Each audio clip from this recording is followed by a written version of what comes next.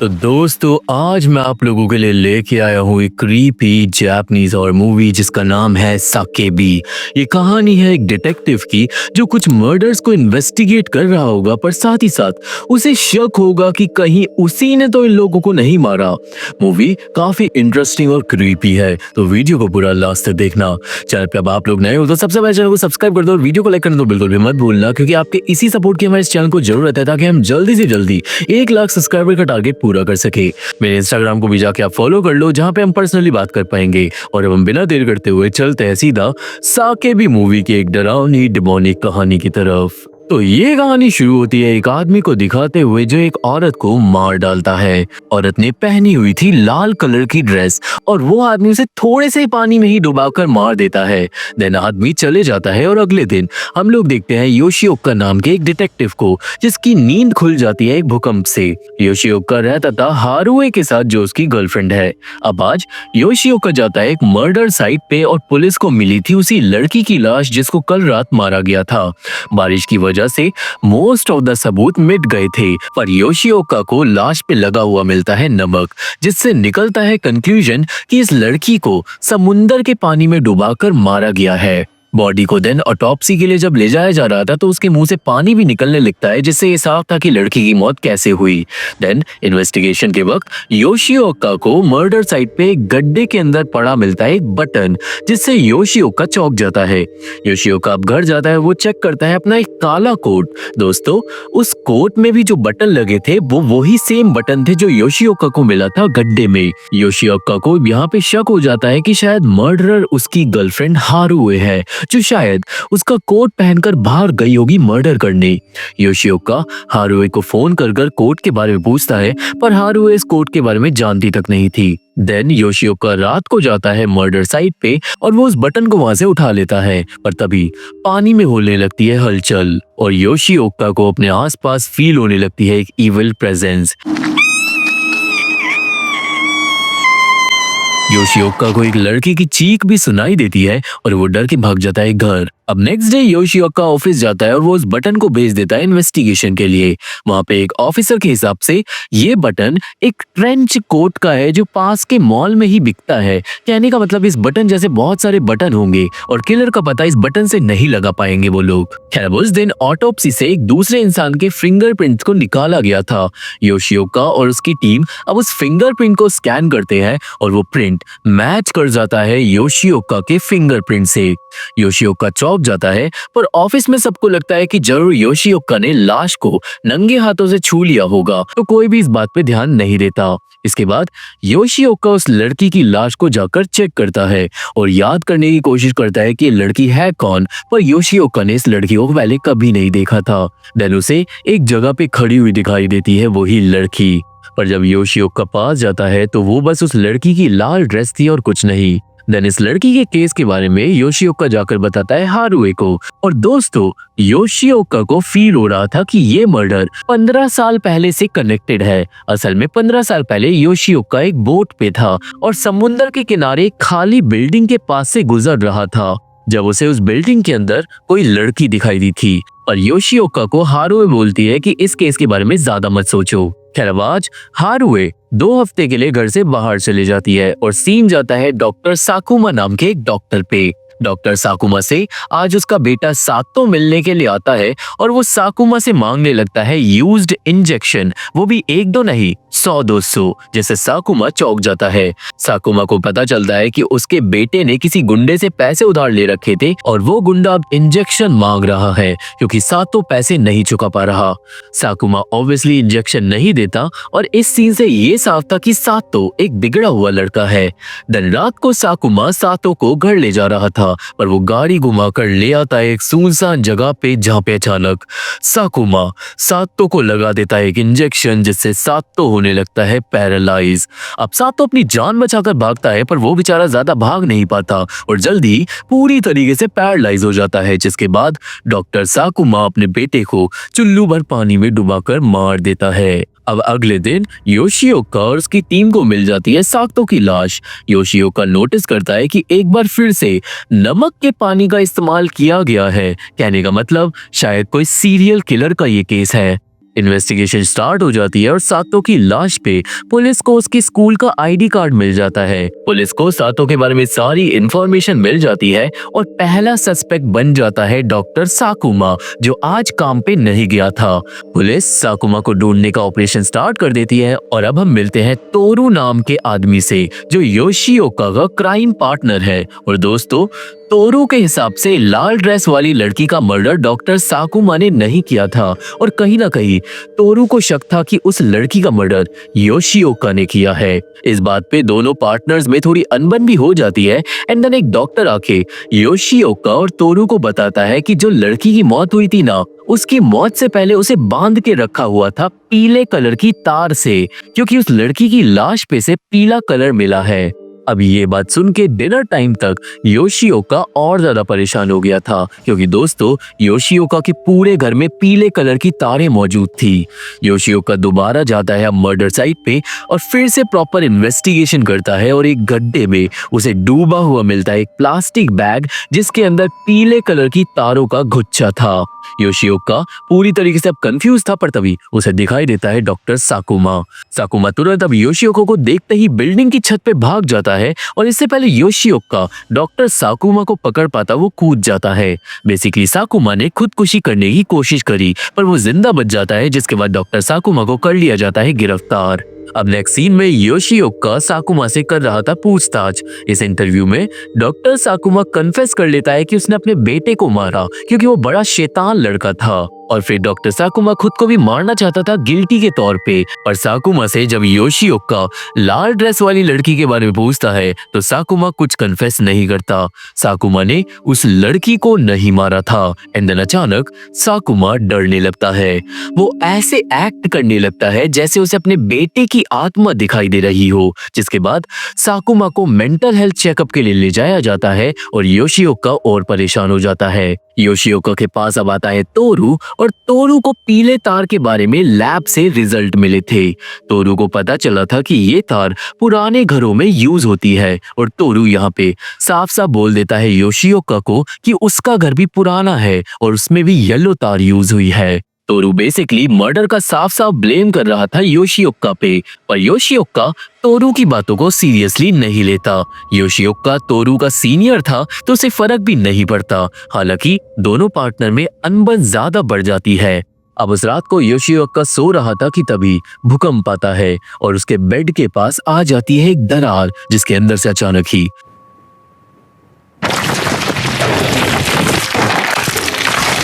वो लाल ड्रेस वाली क्रीपी आत्मा बाहर निकलती है, जिससे डरकर योशिओका जाग जाता है। मतलब ये बस एक सपना था। जागने के बाद वो मुंह धो के आता है, पानी वगैरह पीता है, पर अब अचानक लाइट फ्लिकर कर कर चली जाती है। देन एक बार फिर से आता है भूकंप, और अब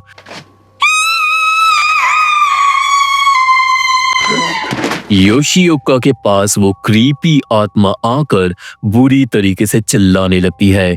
योशिओका डर कर भागता है, पर वो आत्मा उसकी तरफ बढ़ती है, ये बोलते हुए कि ये मैं हूँ, ये मुझे पहचानो। योशिओका आत्मा को बोलता है कि भाई मैं तेरे को नहीं जानता, पर उस आत्मा के हिसाब से योशिओका उसे अकेले छोड़कर चले गया था।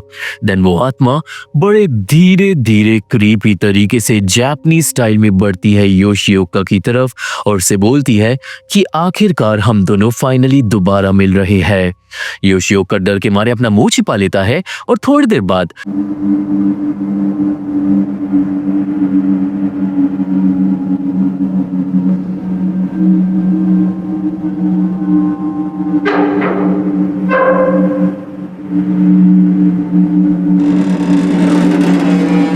वो आत्मा अपने आप ही घर से चले जाती है। बट जो भी हो, इतना नॉर्मल होने के बाद भी ये सीन काफी क्रीपी था। अब अगले दिन योशिओका ऑफिस के थेरेपिस्ट काउंसलर के साथ था। वहीं पे कैबिन में एक ट्रैफिक पुलिस वाला भी रेस्ट कर रहा था, जो अचानक चिल्लाने लगता है।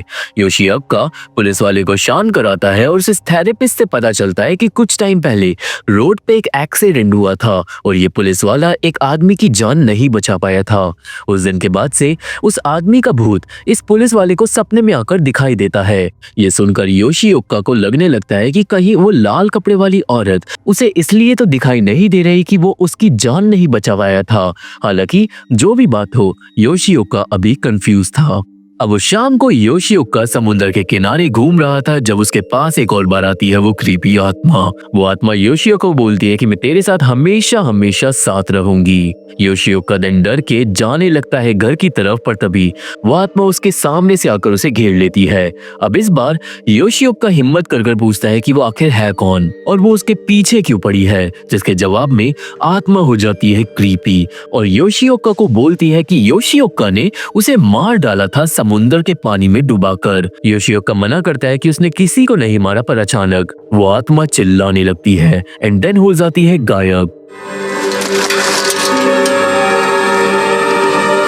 長い暗闇でした。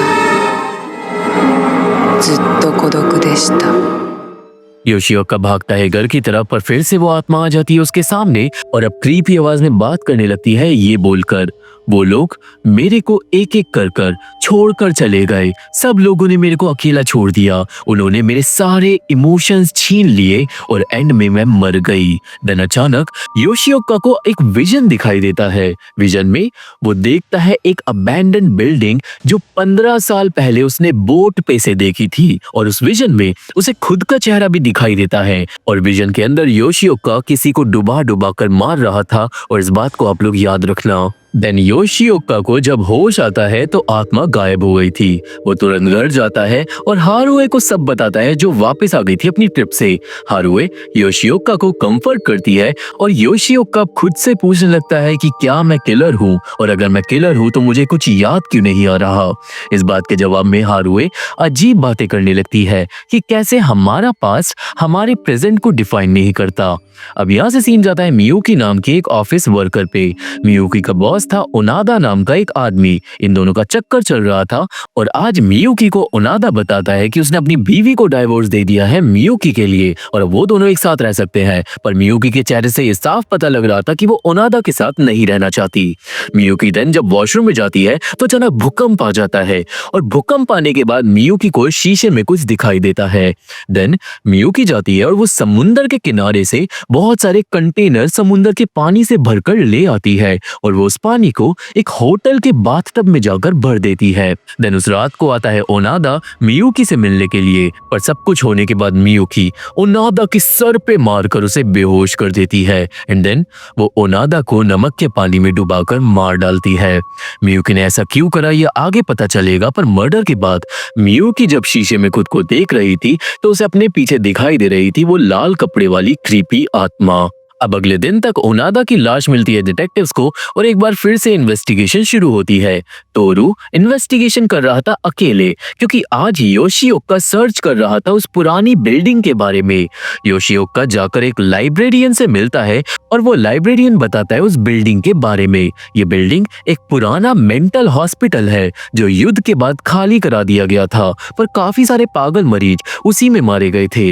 लाइब्रेरियन ये भी बताता है कि उस मेंटल हॉस्पिटल में लोगों को समुद्र के पानी में डुबाकर मारा जाता था सजा के रूप में। और ये सुनकर फाइनली योशिओका यकीन कर लेता है कि जो भी हो रहा है वो सब इस मेंटल हॉस्पिटल से रिलेटेड है। योशिओका फैसला करता है बिल्डिंग पे जाने का, पर उससे पहले आता है तोरू और वो योशिओका से पूछने लगता है कि कल रात वो 8 बजे कहाँ पे था, क्योंकि उसी टाइम पे ओनोदा की मौत हुई थी। कहने का मतलब तोरू यहाँ पर अब सीधा सीधा योशिओका से पूछ रहा था कि तुमने मर्डर तो नहीं करा। इस बात पे दोनों डिटेक्टिव्स में हो जाती है लड़ाई और लड़ाई के बीच में एक तीसरा डिटेक्टिव आता है और वो बताता है कि ओनादा का मर्डर केस सॉल्व हो गया है। ओनादा को मारा था उसकी गर्लफ्रेंड मियुकी ने। मियुकी अब पुलिस से बचकर भाग गई है, पर पुलिस उसके पीछे है। कहने का मतलब ओनादा का केस सॉल्व है। तभी एक चौथा डिटेक्टिव आता है और वो बताता है कि लाल ड्रेस वाली जो लड़की का केस था ना वो भी सॉल्व हो गया है। उस लाल ड्रेस वाली लड़की का नाम था रेइको, जिसके पेरेंट्स ने उसकी मिसिंग रिपोर्ट 3 महीने पहले लिखवाई थी। कहने का मतलब तोरू गलत समझ रहा था, योशिओका कोई किलर नहीं है। तोरू योशिओका से माफी मांगता है एंड देन वो दोनों जाते हैं रेइको के घर उसकी माँ से मिलने। रेइको की माँ बताती है कि रेइको कभी घर नहीं आती थी और रेइको का बॉयफ्रेंड था तकागी। तकागी काफी बुरा लड़का है और वो अक्सर रेइको की माँ से पैसे लेने आता है। रेइको की माँ उसे पैसे दे भी देती है क्योंकि वो तकागी से पंगे नहीं लेना चाहती। अब तभी बेल बजती है और लकीली बाहर था रेइको का अलेजेड बॉयफ्रेंड तकागी, जो फिर से पैसे लेने के लिए आया था रेइको की माँ से। पर जैसे ही तकागी डिटेक्टिव्स को देखता है वो भागता है। योशिओका और तोरू अब उसका पीछा कर एंड में उसे पकड़ ही लेते हैं और ले जाते हैं स्टेशन पूछताछी के लिए। पूछताछी यहाँ पे योशिओका नहीं करता, पर उसे आगे पता चल जाता है कि तकागी ने सब कुछ कन्फेस कर लिया है कि उसी ने अपनी गर्लफ्रेंड रेइको को मार डाला था समुद्र के पानी में डुबाकर। तकागी की गाड़ी से रेइको के बाल भी मिले थे, उसके पास एक ट्रेंच कोट भी मिला था जिसके अंदर से एक बटन गायब था और तकागी के पास से पीले रंग की तार भी मिली थी। ये सब देखकर योशिओका फाइनली चैन की सांस लेता है। वो खुश था क्योंकि अब वो कॉन्फिडेंस के साथ कह सकता है कि उसने किसी का भी मर्डर नहीं किया। योशिओका अब घर जाता है, चैन की सांस लेता है, पर जल्दी वो लाल कपड़े वाली क्रीपी आत्मा एक बार फिर से आ जाती है योशिओका के पास। योशिओका अब आत्मा से पूछता है कि भाई अब तेरे को क्या चाहिए? जिसने तेरे को मारा था वो जा चुका है जेल, तेरी अस्थियां तेरे मम्मी पापा के पास हैं, तो प्लीज मेरा पीछा छोड़ दे। पर वो आत्मा योशिओका को जवाब नहीं देती। योशिओका अब आत्मा के पास जाता है जो रो रही थी और अब यहाँ पे योशिओका पहली बार उस आत्मा का चेहरा ढंग से देखता है, जिससे उसके होश उड़ जाते हैं। क्योंकि दोस्तों ये आत्मा रेइको की आत्मा नहीं थी, ये किसी और लड़की की आत्मा है, जिससे अब योशिओका कांप उठता है।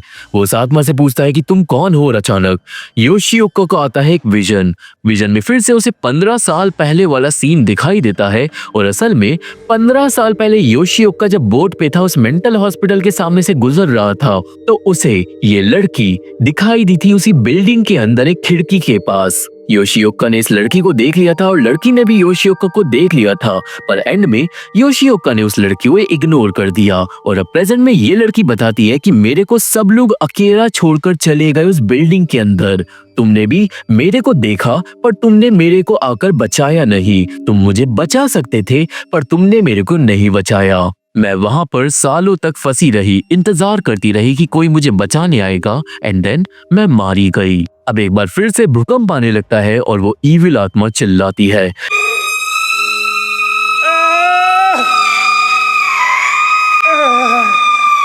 योशिओका अपनी जान बचाकर भागता है, पर वो आत्मा उसका पीछा करती है क्रीपी तरीके से। योशिओका अपार्टमेंट से बाहर निकलता है पर सीढ़ियों से गिर जाता है और वो आत्मा यहीं पे सीढ़ियों से एक पक्षी की तरह उड़ जाती है। वो उड़ते उड़ते बदल जाती है एक लाल कपड़े में और गायब हो जाती है, जिससे मौसम भी खराब हो जाता है। और योशिओका समझ जाता है कि अगर उसने इस लड़की की मिस्ट्री को सॉल्व नहीं करा तो वो शांति से जी नहीं पाएगा।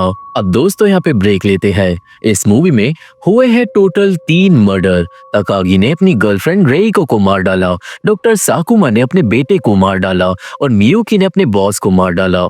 तीनों मर्डर्स ने अपने विक्टिम्स को समुद्र के पानी में डुबाकर मारा था, बिल्कुल उस तरीके से जैसे पास में मेंटल हॉस्पिटल में मरीजों को मारा जाता था। एंड देन अगले दिन योशिओका को सारी कहानी समझ आने लगती है।